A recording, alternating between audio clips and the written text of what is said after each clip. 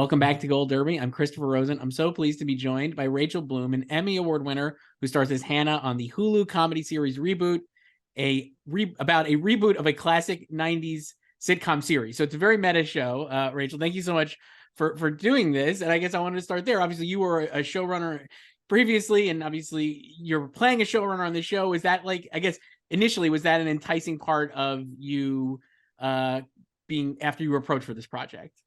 Yeah, I mean, look, the premise is so great. Look, it's a great premise, and it's Steve Levitan. So I don't really know who would turn it down, frankly. But when I read the script, the thing that I loved was, of course, spoiler alert, the twist at the end that my character is the original showrunner's daughter, and that she's doing this to kind of get revenge on him, which was like something I hadn't seen before. There's a lot of in kind of Hollywood behind the scenes movies or TV shows. I don't think off the top of my head, I can't think of the kind of parent-child dynamic explored in that way. And it suddenly gave the project for me and that character so much heart, but also so much emotional fucked upness, which is really fun to play as an actor. Right. Yeah, I love and the other thing I think was unique about this too is you don't actually always think of comedies having a great twist and right I just didn't expect that at all, watching the first episode where it's it really comes out of nowhere. But then I was rewatching it before we chat, and I was like, oh, you kind of see you see Gore, you could kind of maybe see it a little bit coming, I guess, if you know about it. Maybe, I don't know, I just thought that was really really clever. You mentioned Yeah, that and I think yeah, and I think it's evident also of now doing comedies on streaming that have shorter orders.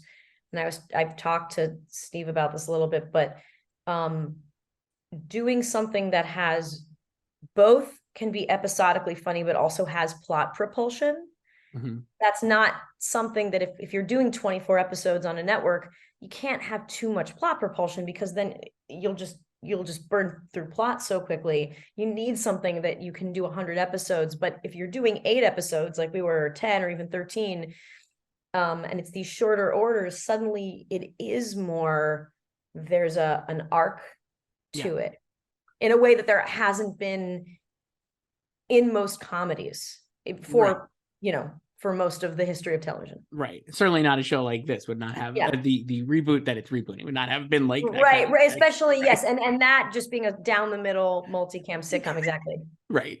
You mentioned Hannah's relationship with Gordon, not to jump to the end, obviously, but the way I just, again, that also surprised me too. And the way it leaves off kind of as you and Hannah and Gordon kind of repair their relationship, or at least have a relationship for most of the season, or start having one. And then the way it leaves off, where Gordon kind of thinks he is, I'm spoiling this, but the show's been on, so if you're watching this, whatever, but it will spoil. But the way Gordon leaves off, he thinks he's doing something maybe honorable for Hannah, but he's actually abandoning her again. And I guess, can you talk about how you thought of those, the final episodes and their final interactions, and how their relationship kind of leaves off, obviously? Oh, it's heartbreaking. It's heartbreaking to watch. It was heartbreaking to do, because I think in both writing and in acting, you want the character to have some primal hole in their heart, or at least some primal need. And there's nothing more primal than the love we have for our parents, or wanting our parents to love us, or wanting our parents to approve of us. And this kind of arc of the season for me was very much Hannah fighting with her hatred of her father, but also her need to connect with her father, because the opposite of love isn't hate, it's indifference. Mm-hmm. She hated her father because she felt rejected by him and loves him. And so that final moment is just such a great encapsulation of where their relationship is, because she's not saying fuck you, leave, like she was in the second episode where she was saying I want to quit. She's saying stay, I need you, stay. And he's once again walking out on her, and she's finally been vulnerable to him like she was when she was 5 or 6 years old, and he has once again broken her heart. It's just so incredibly primal. And I think that sometimes with any show about the industry, it can get very inside baseball, but like, man, there's nothing more primal than just a child wanting their parent to love them. Yeah, for sure. I think like you said, that I think is why like the show kind of resonates beyond just like the inside baseball aspect of it, right? Which is very clever and funny, and there's a lot of really good jokes and comedy in that. But I do think the relationships are really good. You work so well, I feel like, with Paul Reiser, and it's just great. Like, I guess, can you talk about how you guys kind of like discuss the relationship, or did you do that, or are your styles totally different? Like, how did that kind of play out? He's the best. He's so fun to act with.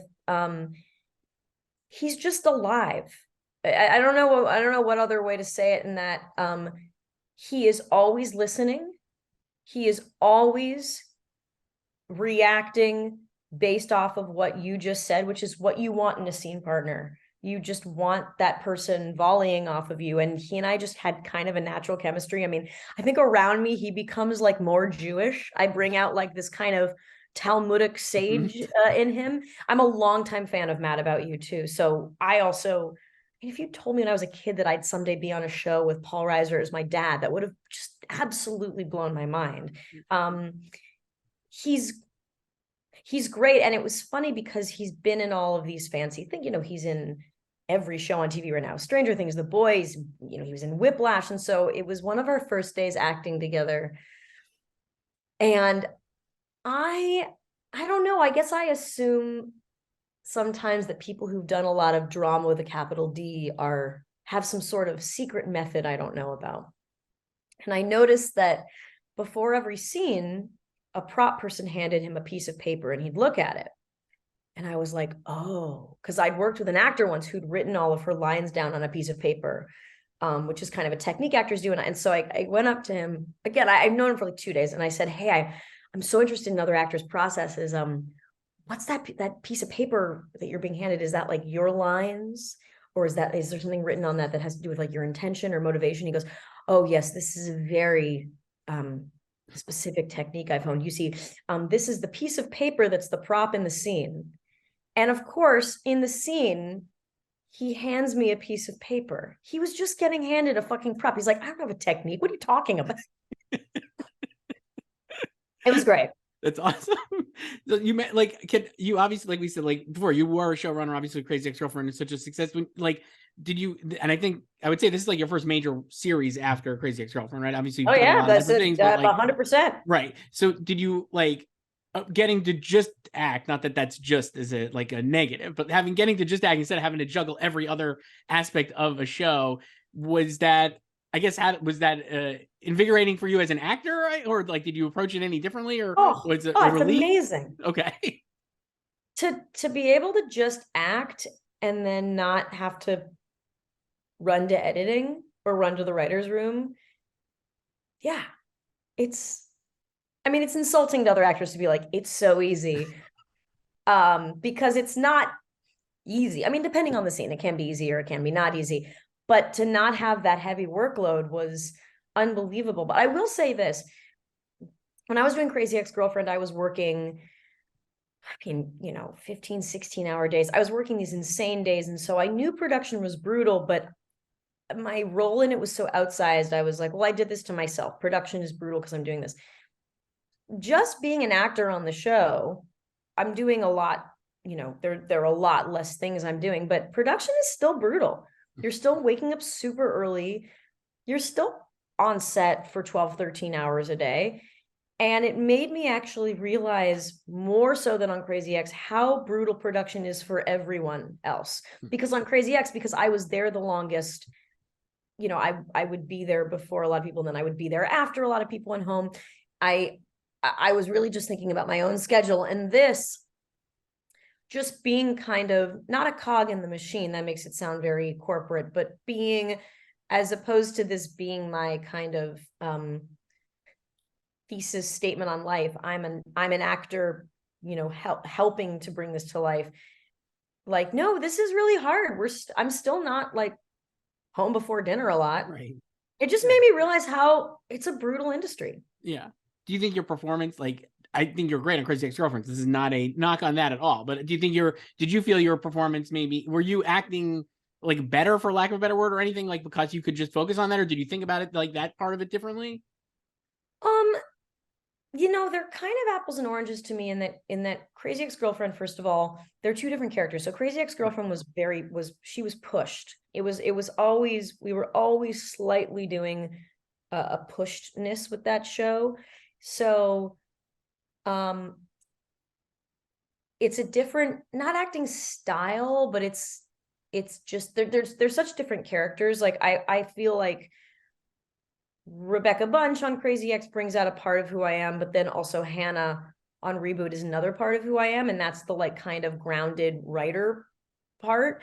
And so it felt, I would say, Hannah felt more on the ground. She felt closer to who I was as a person. But it's hard to compare a character you haven't written with a character you have written, although that's informed my acting technique, honestly. In playing a character I have written, a lot of times I'd be doing scenes on Crazy Ex-Girlfriend that I had nothing to do with writing. Like I was the co-creator, but I wasn't the showrunner. I wasn't in the room all the time because I was on set. So, but because I'd written a lot of it, every line I almost instantly internalized it as if I had written it and knew exactly how it should be, or felt like, oh, okay, I know exactly how this should be said. So now when I'm acting in other things, that's kind of where I try to get to, is being like, okay, just pretend I wrote this. Just try to find that justification and command with everything, with every part. Right. I don't know what that technique is called. I think that's good. No, I maybe confident. I don't know. Is it confidence? I don't even know what it is. But no, just try to like. Am I saying these? I'm a person saying these words. Right. Isn't that all acting technique? Just try to get to the place where it seems like you're saying the things right.